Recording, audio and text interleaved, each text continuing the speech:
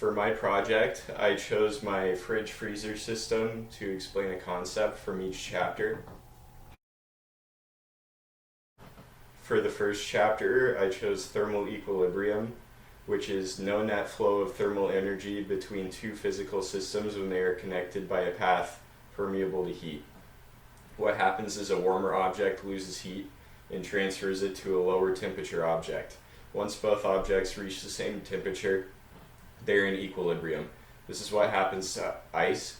When water is put in the freezer, it's much warmer than its surroundings, so it loses heat.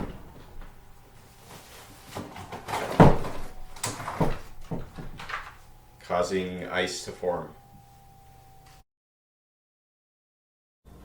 For the second chapter, I chose heat transfer via convection and conduction. If I were to place a hot object, like this glass of hot water, into the freezer, it would lose heat to its surroundings by convection because the temperature is colder in the freezer itself. It would lose heat by conduction to the body of the freezer if it was resting on the freezer, like if I had just poured it in here. For the third chapter, I chose phase changes. Ice cubes in the freezer are a perfect example of this because they undergo a phase change from a liquid state to a solid state once equilibrium is reached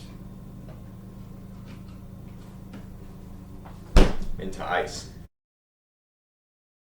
For the fourth chapter, I chose a compressor because that's what's cooling the fridge. It's in the back of it here. Refrigerant is being compressed in the back of the fridge freezer and is being flowed through coils. The coils absorb the heat that's inside the fridge freezer system, and then the compressor uses the refrigerant to cool them, which takes heat out of the system. For the fifth chapter, I chose thermal reservoirs.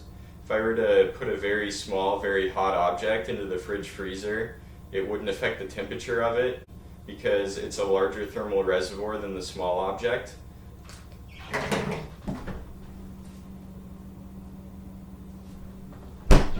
Normally, thermal reservoirs are larger than a fridge freezer, like rivers, lakes, and oceans are some examples of large thermal reservoirs. So that's one concept from each chapter contained within a single system.